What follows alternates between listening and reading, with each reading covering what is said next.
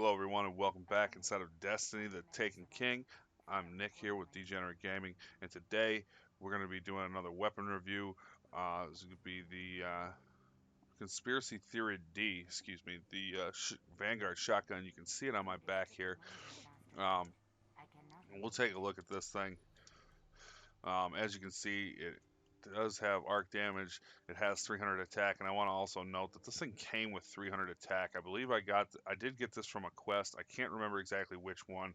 Um, I think it was the patrol quest, but I'm not positive, so don't quote me on that. Where after you turn it in, you get to choose from three other Vanguard weapons. I believe the pulse rifle and the auto rifle were also options for me. Um, but it did come with 300 attack, which is pretty high for a non-raid weapon. Um, and we'll go over the stats here. It has rate of fire, which is just very poor. I mean, you're not going to find, this is one of the higher impact rate of shotguns. This is a one banger for certain. But also, I mean, the rate of fire is really not that fast, even so. Um, Very high impact, which is good again for Crucible in PvP play. It has quite the this is the base range on it, so really not that well or not that good, excuse me. Stability is pretty good for shotguns in the sense that um, this really isn't going to have too bad a recoil. Unfortunately, though, with the rate of fire, by the time this thing is ready to fire off another round, your recoil will probably be, very close to reset. Um, and again, it has decent reload speed um, on the base with a magazine of 6. But that is all going to change as we go through the perks here, and I'll show you. It says mine. I run smooth ballistics on mine. It has an increased recoil and boost of range.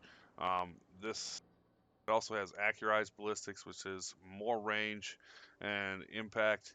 But as you can see, it actually has a penalty to range, um, which I never understood why this happens. But anyways, it also has a decreased stability, so we're not going to run that. Um, and it also has soft ballistics, which increases the stability substantially, which really is not a very important perk with shotguns, um, unless you have a very high rate of fire, which we don't. And the penalty to range, I'm going to try to stick away from. And I basically have this as a PvP shotgun. I probably am never going to ever use this in PvE unless I don't have any other option as far as shotguns go. Just because that rate of fire is so low that odds are in higher content with your raids, your nightfalls, your heroic strikes, this thing is probably going to get you killed um, more times than not because the rate of fire is so slow. So I probably won't run this in PvE at all. But we'll get to the first perk here is rangefinder. Aiming this weapon increases its effective range. Again, very useful on shotguns. Range is a huge stat you want to focus on looking for these shotguns, especially in Crucible gameplay, um, because you know the more the closer you have to get in order to get a kill. Obviously, the more bullets you have to soak up, unless you are crafty enough to sneak up on people, which is just not always going to be the case. But we also have lightweight. Again, another PVE perk. To me, it seems like this is when the hell this weapon grants +2 character agility. I probably won't ever run that ever. Um, we also have rifle barrel, and this is the big one here, because as you can see, it gives us that huge bump to range. Really kills the reload speed, but again, I have 6 in the magazine. I think I can live with that slow reload speed with that kind of buff to range, as range and impact are the most important stats on a shotgun. And also, it has Sword of a Geese. This weapon deals bonus damage against Vex Minotaurs. I think they put perks like this, specific enemy type perks on this weapon just to kind of maybe gear it toward, maybe to kind of entice people to use it in PvE, but again, I'm never ever going to use this thing in PvE. This is my one banger Crucible shotgun. Um, you know, that rate of fire is just too abysmal for me to even think of using it. And also, I have performance bonus. Kills with this weapon have a chance to grant bonus reserve ammo. And this is actually very useful again in PvP. Um, if you're running around exclusively with shotguns, you find that you're running out of ammo on occasion. This has a chance to grant you bonus reserve ammo with a kill. And the nice thing about this is, in most cases, if you're handy enough, you can actually, one shot, one kill enemies and have a chance for it to be returned to the magazine. And again, this is actually very useful. It procs quite a bit. It's not one of these wasted perks. I was playing Crucible, and you see it proc quite a bit. Um, I don't know the exact rate of it, but it's very. Don't kid yourself there.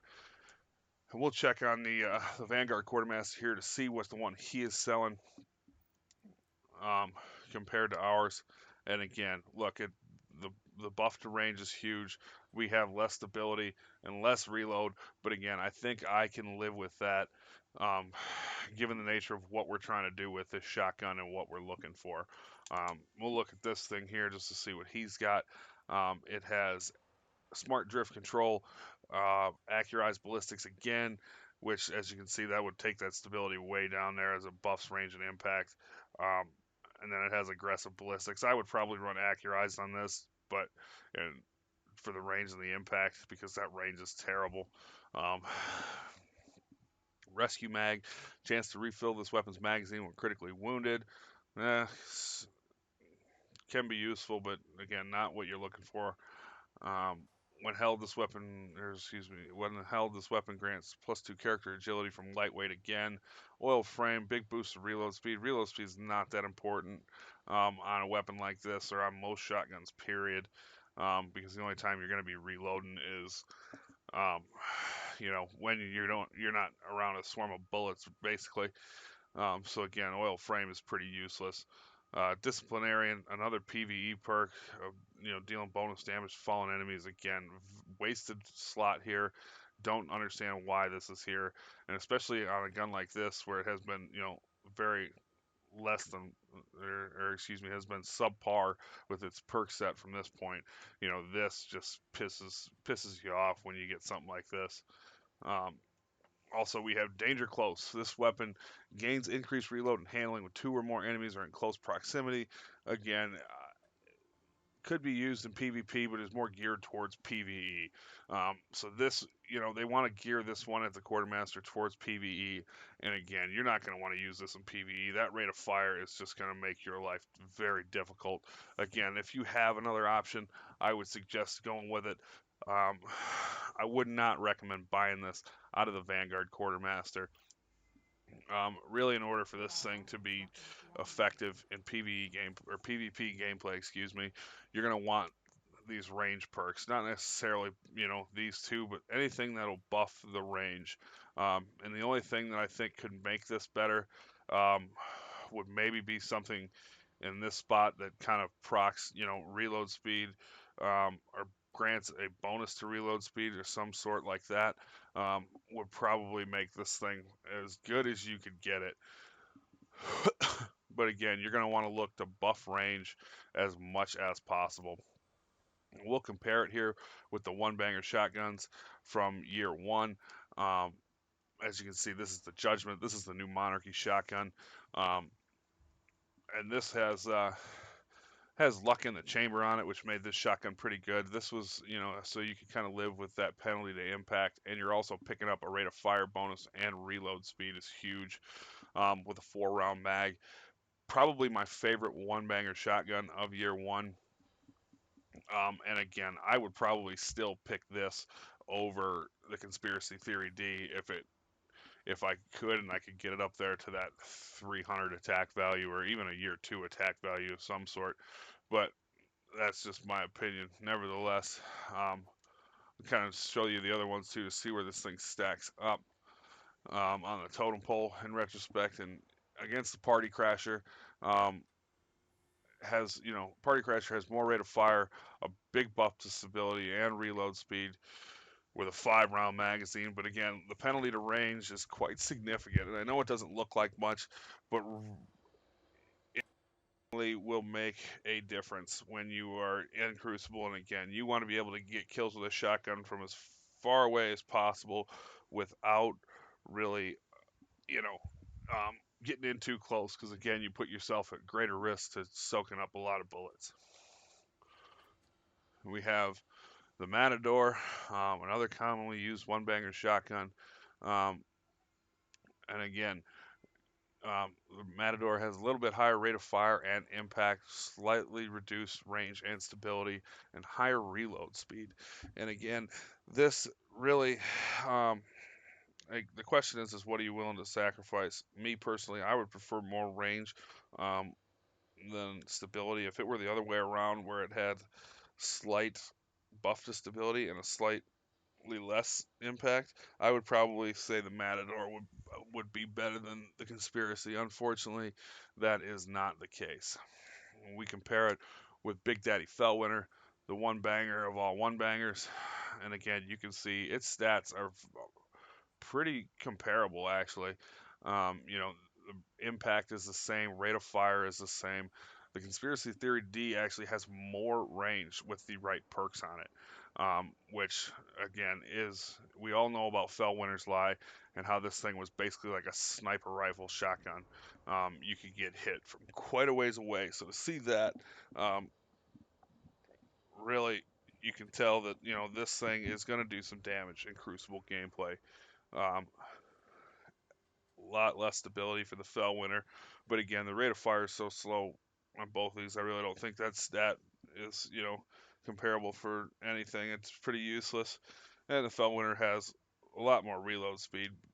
But again, I would almost take the Conspiracy over the Fellwinter just for, the range and the stability, in a sense. And when you look at this, it really tells you where this thing stacks up because the Fellwinter was thought to be the best, Crucible shotgun in the game um, by many of people. So with that, we will get to some Crucible gameplay. I'm not going to do any PvE gameplay in this review, guys, because again, I think this weapon is going to be terrible in PvE. There's no sense in me showing you that. But with that said, we will get to some Crucible gameplay.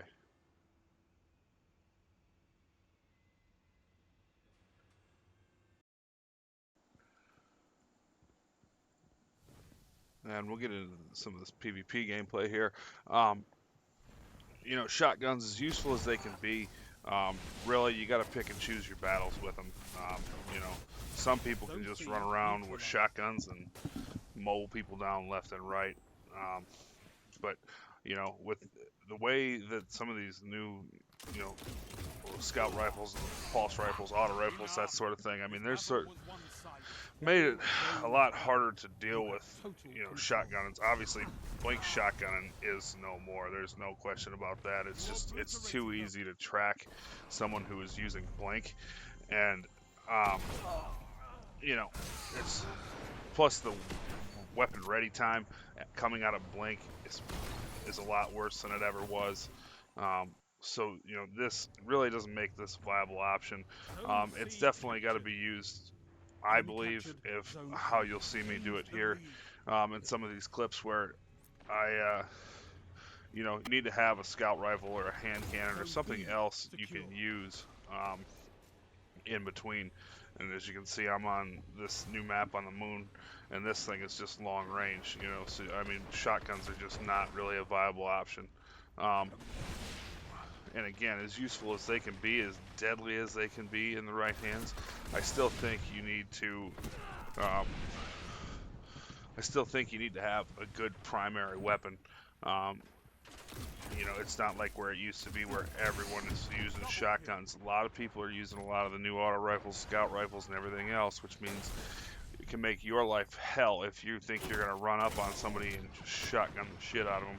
So you can see I get this guy here trying to get back out the door, but, again, some of these new maps are a lot bigger, a lot more geared towards, snipers, rifle, primary rifles and that sort of thing.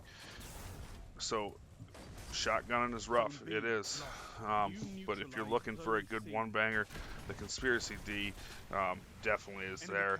And the range really doesn't feel like it's still there like it did with the Fellwinder and everything else in testing and gameplay.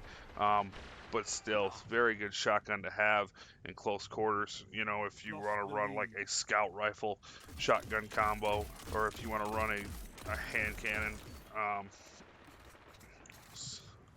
shotgun combo, or whatever have you, if you can get something a little longer on the primary, you should be in pretty good shape. And as you can see, I mean, I'm out of range there just by being up that far. If that was year one, that guy would have been dead coming through the door. Just little changes you notice like that. It seems like all shotguns have kind of had that effective range kind of nerfed. Neutralized Zone A. Zone B neutralized. They just don't have the same. They don't have the same feel as they did before in the Crucible, which I think is a good thing because a lot of people were using shotguns. I mean, exclusively, and I know I did. Invisible asshole, gotcha. I use them exclusively quite a bit, and it's kind of nice to see other people using other things. I still think that, you need to have a good primary weapon. Hello. Zone C neutralized. But yeah, those are my thoughts on the Conspiracy Theory D. Tell me what you guys think. Again, any requests that you have, let me know. I'll see what I can do for you. Again, but like I said, I'm only going to try and do these weapon reviews if, I have good perks and can bring them to you with my best recommendations to make them, as useful as possible.